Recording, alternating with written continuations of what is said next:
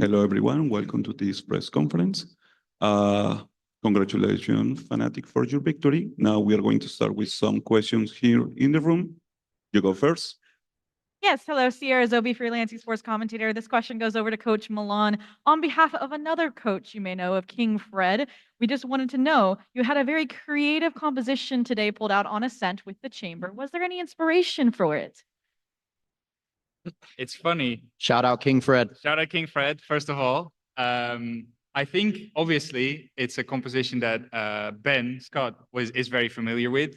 I think I can say this. When we were discussing trying this comp on like different maps, this was probably the map that Ben was like least in favor of running it on, and somehow we ended up doing it, and it looked quite nice today, so I'm very happy we did. Thank you. Who's King Fred? It's a friend of me and Ben. Yeah, who is King Fred, huh? King Fred, he's going to be here on finals weekend. We better make it. My nan had a dog. It was called Fred. Nice. Dead now. Peace,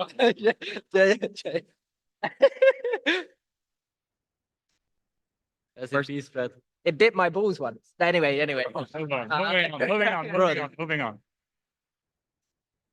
First of all, congratulations on the win. Can you close the mic again, please? Yeah. You hear me? Yes. Okay. Congratulations on the win. My question goes to Crashes. So it has been 2 years since you played your last Masters. In that run, you faced FNATIC and lost. How is being on their side now? And what's the biggest difference you see between NA and EMEA since you played both? I think the style is it's very different, but it's kind of similar in like just different ways. I feel like I kind of have an advantage now because I know how NA plays and now I know how Europe plays. So I could kind of like mix in some things that I like from NA and also from Europe and just kind of make it the best of both worlds. And then being on FNATIC is just obviously amazing. Just a legacy org and to be with these teammates, and it's just so much fun every single day. And we just enjoy playing with each other. So it's special. All right. Good luck on the remaining of the championship. Thank you. Hey guys, Bodok here. I have a question to Kayak. Since I've been working with Apex a little bit, I've heard some very positive things about the couch at Apex HQ. What do you have to say about that couch? Because your former teammates fucking love it. I mean, that couch is pretty good, not gonna lie. So, well, what else I can say? All right, It's a legendary couch. That was a bit sus. What are you doing on What the am I couch? following up? Hi, spirits. Hello, my name is Nerds, independent freelance commentator and journalist. First question goes to anyone, but more specifically the coach, about the second map. A lot of the energy felt similar in a lot of cases to what happened on Split previously, but it was a little bit different, right? There was a lot of moments of indecisiveness, what it seemed like. Can you guys open up a little bit about game two? And then I have a funnier question, hopefully. I was joking. Oh, fuck. Well, so, I mean, they were just shooting. Like, I think they kept running in, it kept working, and I think we didn't really have an answer to it. So, to keep it blunt, like, I don't think there was any, like, issues necessarily. Like, it was just, they were shooting heads better on that second map than we were, and that's ultimately what this game comes down to sometimes. Yeah. I think the boys, like, honestly, this whole event, they've kept their energy, like, very good. Everyone talks about, like, our team's energy, synergy, and fun that we have, and I think that we've yet to like really run into a game where that like drops heavily. So no, I'm not really worried, or I wasn't really worried after that second map. Next question is for Boaster and Kayak. The no nose and the shorts buff. Yeah, was it felt today? The no nose tape? Yeah. There's the shorts buff. Yeah, I mean, nose tape. There is no strip, and we won, so the nose strip was a card. I'm hoping Crashies gets his legs out one day. No, joking. I meant with the shorts, obviously, but he doesn't like shorts. No, I don't like shorts very much. Why is that? I'm not sure. He skips leg day. That's why. No. Oh, you got all the upper arm strength. Last funny question. Chronicle over there on the end. I asked this to some other Slavic players. Just what's your favorite Slavic food? Because I know from my hometown, I'm always olivia and kotleta, but. Kotleta is good. Kotleta is good. Yeah. I'm not gonna lie. But I obviously like pelmeni. Pelmeni is super good. It's like just like to understand it's like dumplings, but in a slightly different way. It just stuffed dough with minced meat, and that's it. And like it also has some obviously Jewish from it, and I mean it's really tasty. Уксус smetana? Minus. Mayonnaise? Did you have them try it ever? Any of your teammates? I don't think anyone tried it. Ah. And I don't want them to try because they think it's way too simple. What about these? Come on. These nuts? Ah. Bro, you think you're funny enough? I tried. Bro, you catch some fun. You catch some fun today, bro. You got some fun. Thank bro. you. Don't worry about him, Crow. Thank you and good luck in the rest of the tournament, homies. Someone is laughing over there. Yeah, someone's loving it over there. Yeah. I haven't tried these before. Uh-oh. Oh, Question. I'm Razor. Question from the Valorant competitive community. For Milan. The Haven comp didn't work against the two Pacific teams, despite the usual high win rate in EMEA. Do you think the team didn't play like they usually do with the comp, or just that the other teams are better? And is that something that you will take into account for future matches? I wanna talk. I know it's Milan, but I will say something. I think this is the momentum game and mental game. And if you win on momentum and mental, you're gonna win the game. And I think what is happening on us on Haven, that's just what I think. Maybe, I mean, if I'm that genius, I will be coach, but that's what I think. I think if you start attack on Haven, that's the key over there. He's sleeping over there. Nice. Yeah. That simple, right? I think it is just that. I think if we, I talked about it before. I think we lost the two Haven games for very different reasons. So I'm not reading into it too badly. I think it's just something for us to figure out. But thankfully, we're in a position where we have an extra day, before we have to play again. So I'm not too worried about it. Thank you. And I've got two questions for Boaster.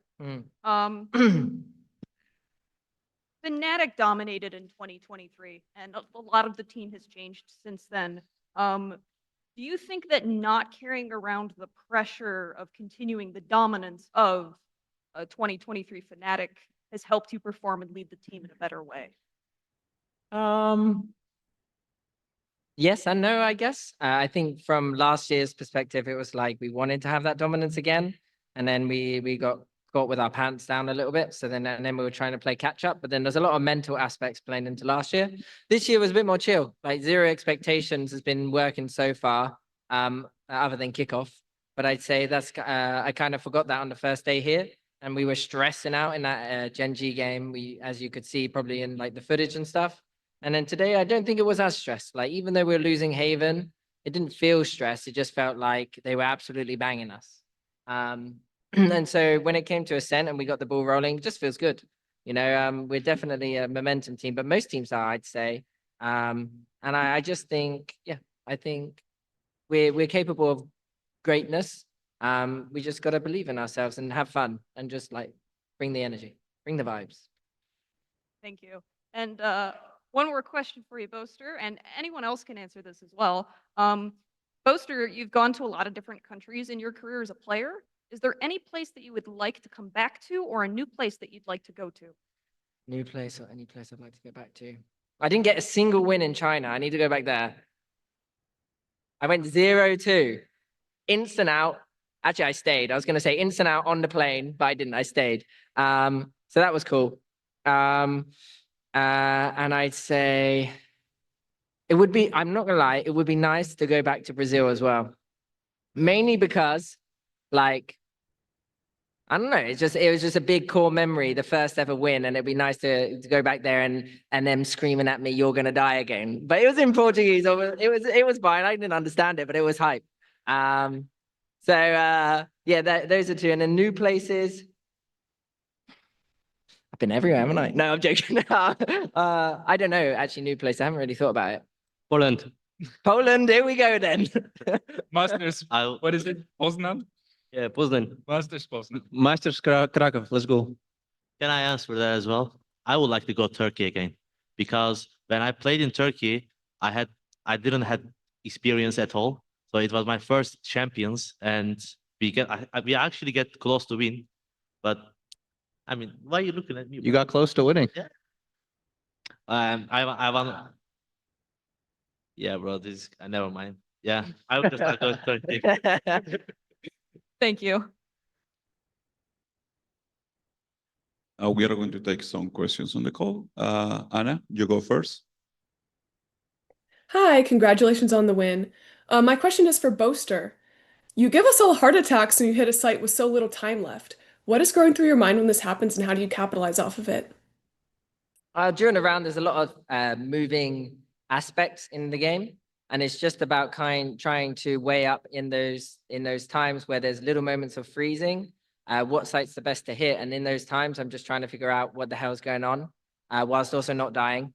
And so sometimes it's like we have to play it slow because enemy has a lot of util, and we need to work our way slowly into it. But by the time that we do hit the sites, there's not much util left. I take full responsibility for that first bonus round when we were 5v3. I actually knew they'd be 3A. I just believed that we'd just win anyway. And like, as long as we go as 5, but they owned us. I just had, because I knew the Cypher Cam was on B main. So it's just little things. And it's just, we have to take our time with map control on maps sometimes, because we just don't make sure we're trading and going together and not dying. Because as long as we hit the site together and trade out, it should be what, maximum 4 people, maybe 5 if we're really obvious, but no one rotates 5 in. So it's a 5v4. So it doesn't matter if we go slow, just trade it. Great, thank you. Congratulations again. Thank you. Thank you. Next question go to Chitaku. Hello guys, first for all, congratulations for the win. I'm Chitaku from Universo Valorant. My question is for Milan. Milan, during games, what do you usually write down, whether it's a win or a loss? I mean, I just write down what happens. I think me and Ben have a pretty good system where one of us is focusing a little bit more on the enemy and one of us is focusing a little bit more on ourselves. And we just we try to create an overview, allow ourselves to get ideas flowing on what we can do for future timeouts, what our expectations are. So it's just very simple stuff. Okay, and my second question is for the team. Just one question because we are running out of time. Sorry. Okay. Thank No you. problem. Thank you, Chitaku. Next question go to Enzo. Hi guys, congratulations for the win today. I have a question for every one of you. Who do you like to face in the next round? Sentinels. Sentinels. Sentinels, I guess then. I don't mind though. Excellent. Thank you guys. Actually, I don't want to play Paper X because I don't want to send them home. I'd like to. No, not like I wasn't given it. I just mean I like Forsaken. So I like him to stay a little bit longer so I can see him in the lobby. I like seeing his face. Sentinels. You have what? Sentinels? Yeah. Sentinels. There we go, Sentinels. Sentinels. Yeah, we need revenge, actually. They beat us as champs. Thank you. Next question go to Rosesa. All right. Congratulations for the win. I'm Roses. I'd like to ask to Coach Milan for the specific questions. Would you mind to highlight any individual player performance that particularly stood out to you today and why? I think everyone did really well today. So I don't think it's a nice thing to do it. Just do it. Just Well, do it. Austin probably again. Like I think for me, someone that doesn't always stand out and that's been having a fantastic tournament, both like in the game, but also helping helping a lot of the boys like with stuff out of the game. And I think that that's something that he doesn't get a whole lot of credit for. So I'm very happy. I feel very fortunate to be like surrounded by all 5 of these players. But if I had to highlight one, it would probably be him. That's a great answer. Thank you, and Thank you, congratulations Milan. once again. You're welcome. Thank you. It warms my heart. Who said that? Which one said that? What do you think? He's a little upset. Yeah, voice crack. Thank you. Next question go to Joe. Hello guys, can you hear me? Yes. Okay, so guys, it's João Oliveira from Visão, Brazil, and congrats for the win. before my question, I'd like to say from Booster, we are waiting for you in Brazil as well. So Ah. come here.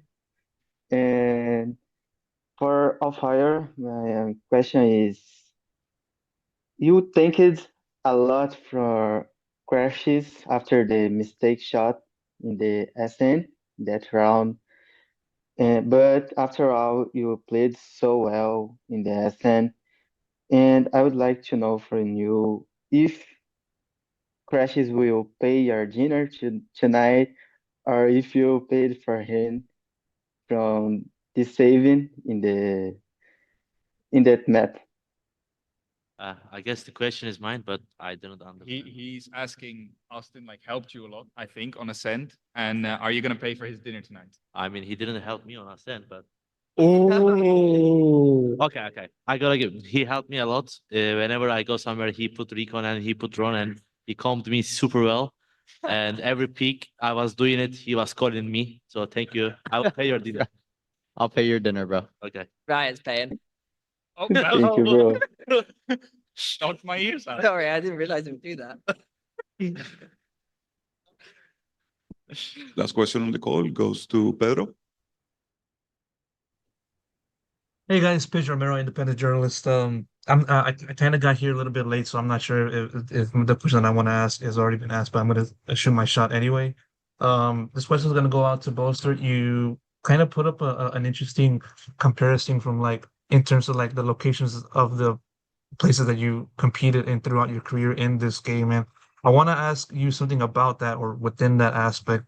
As the IGO and as the longest standing member of this FNATIC squad, you've seen plenty of people come and go within this org, and the same can be said for this year. I still want to ask you just sort of like how have you viewed the evolution of your IGL and your management of the players and just having to deal with different personalities, as you know, as someone as an equally as colorful personality as yourself. What has been some of the most difficult aspects of just having to manage all of these different things and centralize it? And what do you think has been some of the biggest similarities on top of that as well, from your point of view? Whew. I'd say, yeah, I mean, it's always interesting when players like come and go. You see it throughout the scene, but also within our teams as well. Like most of our players stay for at least a year, and then move on their way sometimes. And I think it's just you just take what you can from each player, from each coach, from each analyst that you get, and you just learn what was good and what was bad, and move and take that into your next roster. And I think as you play, the longer you play, the more things you see, the more things you have to adapt to, and you learn from. But you're always constantly learning. You're never like perfect, or you never understand everything that's going on. And I do sometimes think when it's going to be my turn. But I don't really know. It's like I don't play very well sometimes, so I'm like, bloody hell, I need to make sure I can keep up with these young guns. I got Kaik here looking like an absolute laser at times, like with his aim and stuff. So yeah, I think it's just with the atmosphere. That's the biggest important thing. We have to thank like Kojo and the coaches for that as well, and Phil. Like these are such important aspects of our team, which manage the team building, manage the energy. After that loss against Genji, Phil had us shouting off the hotel balcony together, just going, ah, and there was 4 people down there like, what the hell is going on? But we were screaming our way into our next game kind of thing. It felt like a movie, honestly. So like little things like that. And it's always fun seeing how teams develop and grow. I will always say like the biggest thing you can do is learn from a win or from a loss. And that's especially what we do. Our kickoff game, Kayak's big pop-off against Navi, loved that one from him. And now he's grown so much into a super duelist. Crashies, when he came back after kickoff, had a really solid game on Fracture, just swinging, and now he's in full throttle. It's just things like that. I don't have to talk about these two because they've already had their little moments and they just do their thing. So yeah, I think it's just you got to have your moment. Okay, bro. Have your thing. Okay, bro. Yeah, sorry. Yeah.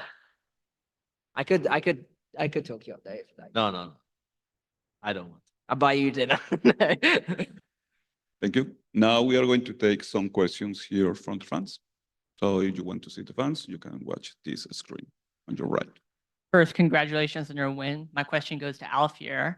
How did you reset and change your gameplay between map 2 and map 3? I'm kind of the momentum player. Whenever I play bad and whenever I get whenever we lose the maps because of me, I get so tilted and I'm like more hungry to win another map. I'm just getting more excited and more hype and like more motivated after I play bad. I'm not resetting actually. That's me. When I play bad, I'm getting angry. So I'm more focused, more motivated, and more hype. There's nothing worse for Alfia than losing an ISO. I will say that there. He just comes out like. Yeah. And if you talk more, you're gonna play ISO. But he was really excited for the chamber debut.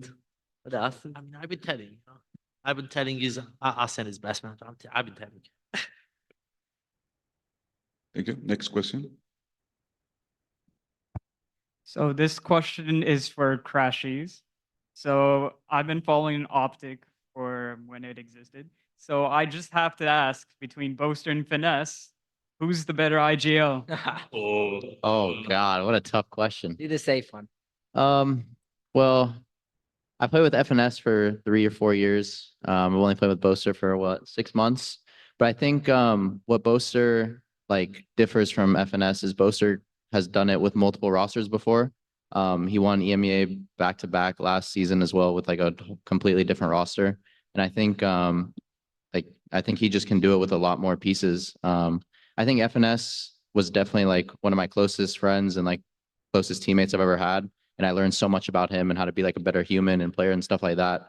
So it's so hard to choose because they both have taught me like so many lessons that I just like value so much. So. Thank you. Next question. What is happening? He's kind of nervous. Sorry. I have a question for Crashies again. Congratulations on the win. Thank you. And what's your thoughts on FNS watching you? He better be supporting because sometimes I see him hate watching and it doesn't look good on him. It doesn't look good on him. So stop hate watching. Start supporting FNATIC. And yeah, maybe we should send him a jersey. Maybe he'll put it on. So. Call it. Cool. Thank you so much. And thank you so much, FNATIC, for being here with us. Thank you. Thank you. Thank you. Thank you.